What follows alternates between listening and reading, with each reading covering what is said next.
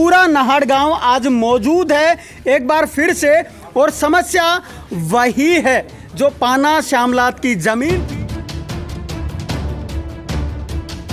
Exclusive ownership है। जिस number पे हमारा दादे का कब्जा था, मेरे पिता का कब्जा था, उसी पे मेरा कब्जा है। और सरकार आओगी तो पहले मैं आगे जाऊंगा, वो सरकार ने रोकने जो रोकेगी हमें भुगतना पड़ेगा और आगे हमारी पीढ़ी को भी भुगतना पड़ेगा। नमस्कार, आप देख रहे हैं स्टेट न्यूज़ हरियाणा और मैं हूं अमित अमन।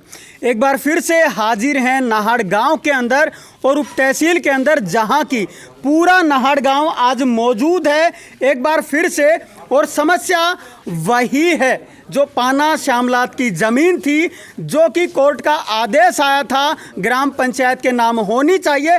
उसके अंदर और भी जो नए तथ्य हैं उनको लेकर के पूरा गांव हाजिर है। पहले इनसे जो तथ्य हैं वो जान लेते हैं और उसके बाद में डीसी से इन्होंने मार्क करवाया है उस चीज़ को, तो वो सारी चीज़ें जानने के लिए हम मौजूद हैं ताकि आप लोगों को पता लग सके कि आखिर ये जो मामला है वो कहाँ तक अब पहुँच चुका है।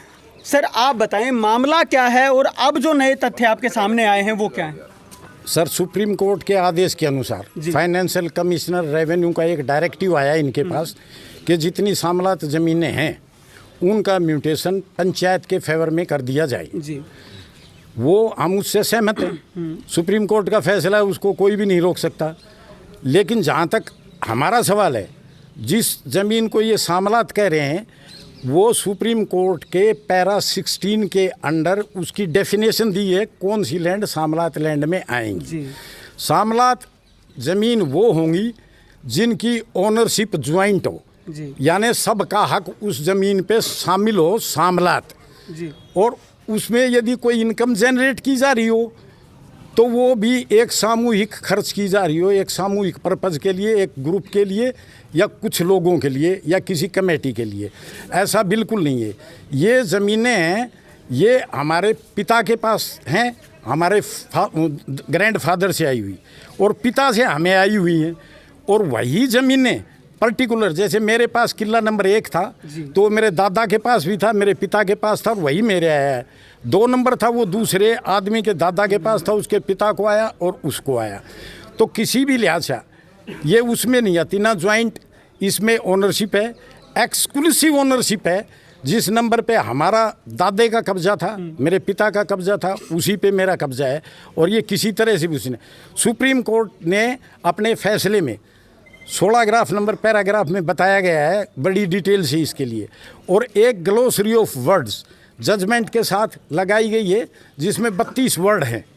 उसमें भी एक मुश्तरका मालकान शब्द जोड़ा गया है, क्योंकि वो बार बार उसको रिपीट करें तो एक पेज हर जगह वही भरता रहता है, इसलिए उन्होंने एक मुश्तरका मालकान क्या चीज़ है, joint ownership of all proprietors, मतलब जो ज़मीन का हक सबका पूरी ज़मीन पे और ज्वाइंटली है सभी प्रोप्राइटर का। लेकिन हमारे केस में ऐसा नहीं है। ज़मीन हमारे दादा के पास थी, हमारे पिता के पास थी, और हमारे पास है, और हमारे पास ऑन हो गई। इसकी इनकम जो हम खेतीबाड़ी से लेते हैं वो मैं अपने परिवार के लिए इस्तेमाल करता हूँ, और दूसरे जिनकी अपनी ज़मीनें हैं वो उसकी प्रोड्यूस को, इनकम को अपने वेलफेयर के लिए, अपनी परिवार के लिए इस्तेमाल करते हैं। तो किसी तरह से भी पैरा 16 की डेफिनेशन के तहत या उसकी एम्बिट में हमारा शामलात वर्ड की ज़मीन का कोई लेना देना नहीं है। ये ज़मीन हमारी इंडिविजुअल है, व्यक्तिगत है, एक्सक्लूसिव है। यही मेरा कहना है सर। आप साफ तौर पे ये कहना चाहते हैं जो सुप्रीम कोर्ट ने मानक रखे हैं उन मानकों पे आपकी अपनी ज़मीन खरी उतर रही है? बिल्कुल, हमारी उससे बाहर है। जो उसने शामलात का जो फैसला दिया कि भाई शामलात ज़मीनें उनका म्यूटेशन पंचायत को कर दिया जाए, ये किसी तरह से भी उसके तहत नहीं आती, क्वालिफाई नहीं करती कि इसका म्यूटेशन पंचायत के पक्ष में कर दिया जाए। ये हमारी ज़मीनें हैं, और गलती से इसमें जो वर्ड लिखा गया है पाना शामलात, वो भी हमारी गलती नहीं है। उस समय के रेवेन्यू ऑफिशियल्स हैं उनकी गलती है कि ओनरशिप के कॉलम में उन्होंने पाना हिरान लिख दिया, उससे पहले हमारा दादा परदादा हैं उनके नाम थे। तो ये हमारी गलती नहीं, और जो गलती रेवेन्यू डिपार्टमेंट ने की है वो विदाउट एनी लीगल सैंक्शन है, यानी जो नाम का परिवर्तन किया गया है उसके पीछे किसी तरह की कोई सरकारी अथॉरिटी या किसी कोर्ट का आदेश नहीं है। तो अब अगर बात करें पूरे गांव का हाँ जी। सामूहिक फैसला क्या है, क्या करेंगे? सामूहिक फैसला ये है कि पहले तो हमने ये ज्ञापन दे दिया है, इसके अगेंस्ट यदि ये म्यूटेशन कर दी जाती है पंचायत के हक में, तो पहला तो दिया हुआ है कि भाई कलेक्टर के पास जा सकते हैं, हमें ऑप्शन मिली हुई है उसी में जो डायरेक्टिव आया फाइनेंशियल कमीशन रेवेन्यू से, तो हम डीसी के पास जाएंगे। वैसे तो डीसी साहब से पहले ही मिल चुके हैं जैसा कि ज्ञापन के थ्रू कहा गया है, और उन्होंने मार्क भी कर दिया है तहसीलदार साहब को कि ज़रूरी जो एक्शन है वो कानून के तहत लिया जाए। और हम पंजाब हरियाणा हाई कोर्ट ने जो फैसला दिया है उसके ऊपर क्या कहेंगे? पंजाब और हरियाणा कोर्ट ने जो स्टे का दिया है उसमें जहाँ तक मेरा मतलब ख्याल है, जो लिखा है वो ये कहा है कि सरकार इसके ऊपर जल्दबाजी ना करे, जो मालिक हैं उनका पक्ष जाने बगैर म्यूटेशन पंचायत के पक्ष में नहीं करना चाहिए। ये बहुत ही अच्छा कदम है पंजाब हरियाणा हाई कोर्ट द्वारा, और हम अपेक्षा करते हैं कि इंडिविजुअली नहीं तो कम से कम किसी पब्लिक माध्यम के थ्रू पेपर में दे के या मुनादी करवा के किसी तरह भी सभी को अवगत कराया जाए कि भी आपकी जो आपत्तियां हैं वो दर्ज कराई है कि आपकी ज़मीन की म्यूटेशन सरकार जो कह रही है पंचायत के हक में हो जाए वो क्यों ना रोक दी जाए। तो हम उसके लिए हैं और हमने पक्ष आज भी रख दिया है, और हमें जब नोटिस मिलेगा तब भी हम अपना पक्ष रखेंगे। बिल्कुल बिल्कुल सर, बहुत से गांव इससे प्रभावित तो हो रहे हैं, आपका गांव उसमें से बहुत बड़ा गांव है, तो क्या कहेंगे इस पूरे मामले पर? नहीं, ये मामला तो पूरे हरियाणा का है जी। हर गांव में ऐसी ज़मीन है, हर गांव में आप देखो चौगर्दों से ये क्या कहते हैं, ये गांव है पाटौदा में, वहाँ भी कल पंचायत उसमें विधायक को बुलाया गया। मतलब हर गांव में ऐसी ज़मीन है। तो ये ज़मीन 1928, 31, 32, 33 में हमारे पूर्वज इसके मालिक थे। अब रॉन्ग एंट्री हुई तो ये महकमे की हमारा कोई गलती नहीं है, खामियाजा हम भुगत रहे हैं।